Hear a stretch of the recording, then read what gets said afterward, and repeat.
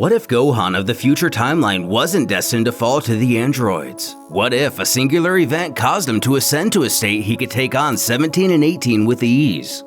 Last time on Gohan Trunks After, the world would return to normal after Trunks was able to eliminate Cell, who was unable to attain his perfect form. After that, it wouldn't be long before Babidi would appear seeking to resurrect Majin Buu, and he succeeded. To our surprise, Gohan would unveil Super Saiyan 3 in an attempt to thwart the demon, but will it all be in vain? This is part 5 of an ongoing series. Catch up fully using the link in the description. As the fearsome Majin appears to be able to instantly copy any technique he sees, and is capable of inexhaustible regeneration, Gohan is transformed into the 3rd stage of Super Saiyan to combat this. Appearing nearly identical to his father from another reality, he warns his foe this is where the real fight begins. Not deterred, the creature happily giggles, this is getting fun. Meanwhile, on the ground, the wizard Babidi begins to grow more and more concerned how this battle's progressing. Having just unleashed the ultimate killing machine, he doesn't want that Earthling to defeat his Majin Buu. But on the other end, the Supreme Kai is equally concerned if Gohan will be okay fighting that thing on his own. Even Trunks is uncertain.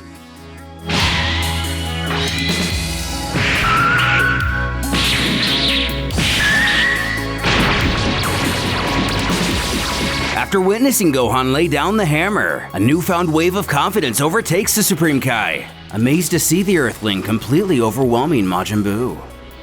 The opposite effect washes upon the wizard, believing surely there must be something wrong with the Majin. And mysteriously, Trunks remains completely unchanged.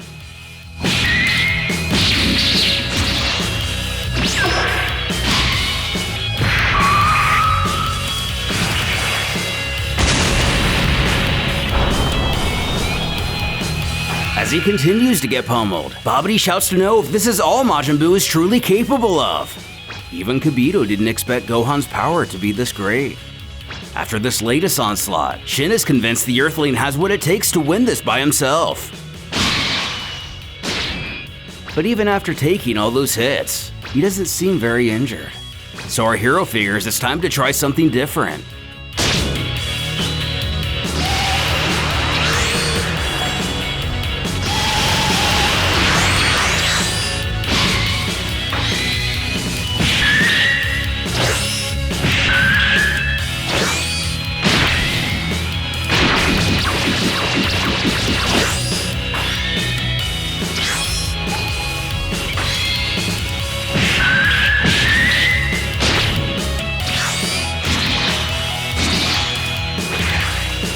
The action comes to a stare down, both assessing each other after Buu returns with a vengeance.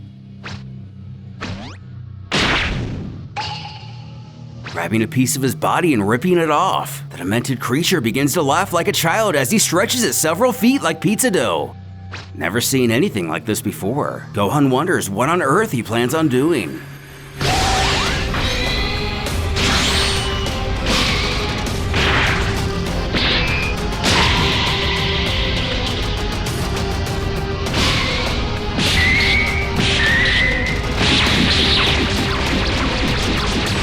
The table's turning. It looks like Gohan might be right where Buu wants him. The wizard cackles out in excitement now that the Half Saiyan has been pinned down. The Lord of Lords now finds himself in a state of panic, watching the universe's only hope now helpless to defend himself.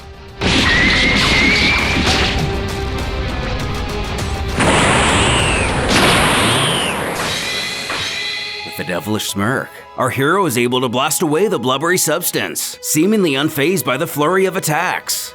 However, judging by the look in his eye, he's now more serious than ever. He tells the Majin he has an interesting fighting style, but he doesn't have all day to play around with him like this. The situation is far too grave to let his curiosity get the better of him. So he's going to get rid of both he and his master once and for all, and end this madness in an instant. Even the monster before him seems taken aback by his statement. And finally speaking, Trunks merely utters, "Gohan's won."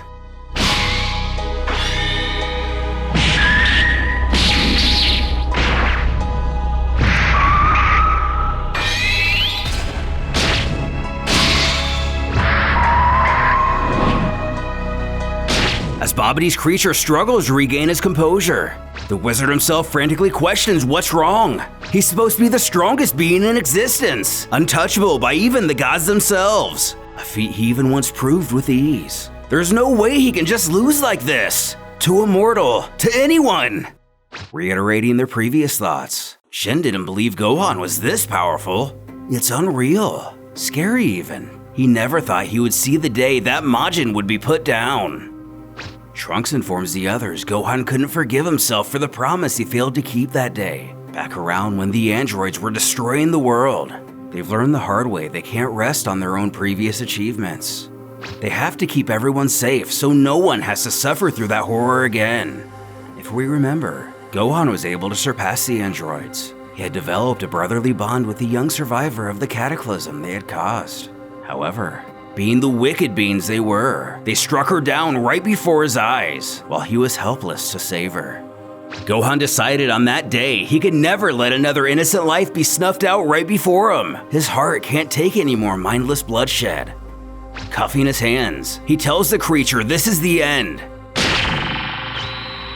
As the cadences of an all too familiar attack ring out in the sky.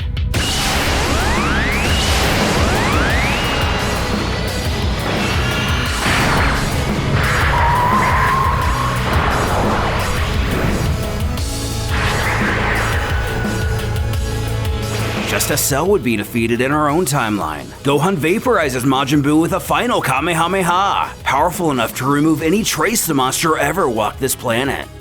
His worst fears realized, he managed to summon the ultimate subservient henchman, only for it to be defeated within mere minutes. The wizard trembles, not knowing what to do. This is impossible! This can't be happening! When the Supreme Kai decides it's his turn to step in, since it was Babidi's father, or rather creator, who started all this, the one who ordered the extermination of his fellow Kaioshin, it's only fitting he be the one to end him. Extending his arms, he shouts, "Babidi's dream is over!"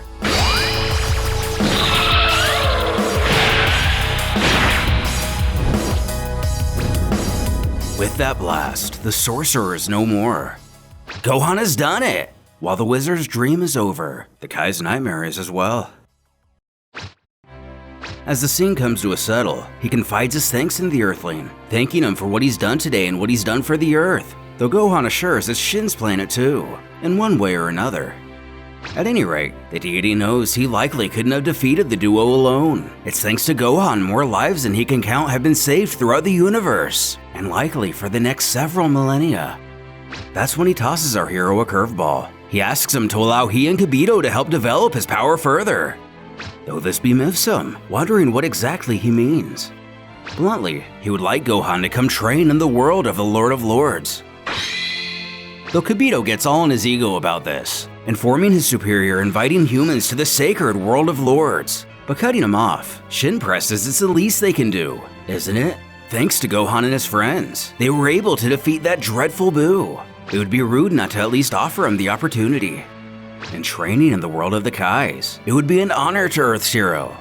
Though both he and Trunks can't be away from the Earth at the same time, so how about the two of them take turns? Which is perfectly fine with the Kaioshin.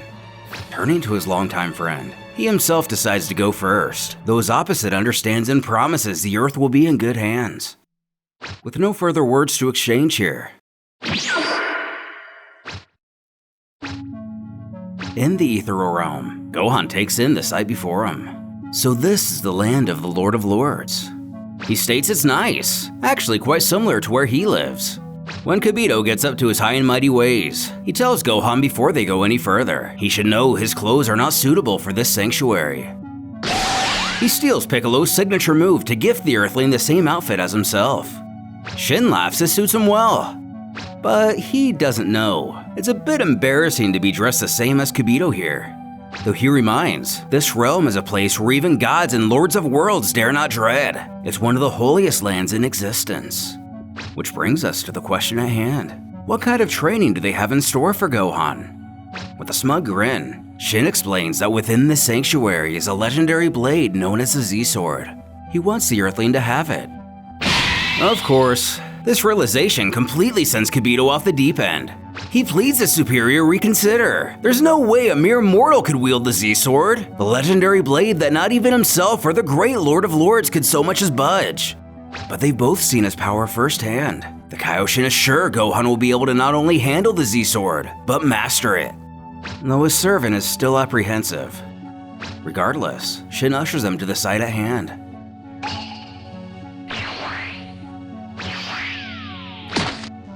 On a butte seeming to tower 100 feet in the air, this is the fabled Z-Sword.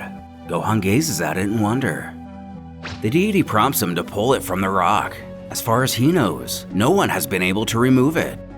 Being the bookworm he is, or was, he thinks, pulling a sword from stone, where have I heard this before?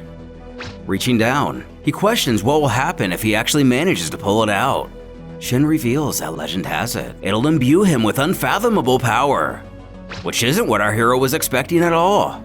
Though ever pessimistic, Kibito assures he won't have to worry about that. There's no way Gohan will be able to pull it out. The Kaioshin at last presses his lesser to be quiet and watch.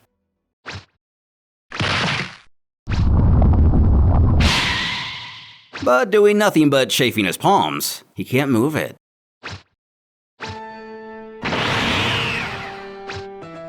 Breaking out Super Saiyan, Kibito doesn't believe it'll make any difference. Going on to roll his eyes at the thought a human could perform such a task when so many gods have tried and failed.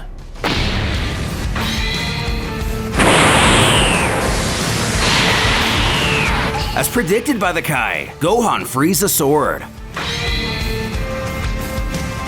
dropping to the ground and returning to his base form. Shin asks what he thinks of the legendary Z-Sword. And it's awfully heavy, and he doesn't feel any great power so far, bewildering the former. The Saiyan has to question if this will really make him stronger. Kibito arrogantly scoffs to know what he's talking about. It's a mighty blade from the realm of the gods. Of course it'll make him stronger. But it will mean nothing if he isn't able to wield it properly. As things are now, he's far too unsteady. Finally barking back, Gohan grunts he gets that, but he just tried to hold it. It's really heavy. Only lucky he didn't slice himself in half. Not only can Kibito not hold it, he can't so much as move it an inch off the ground. Turning in shame and trying to save face, he calmly mutters, "Not bad." But anyway, Gohan must learn to wield the Z-Sword at will, leaving the Earthling a bit bemused.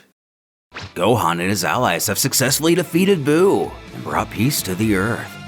In pursuit of further progress, a new apprenticeship has begun. How far will Gohan and Trunks grow, and will they be able to protect the Earth?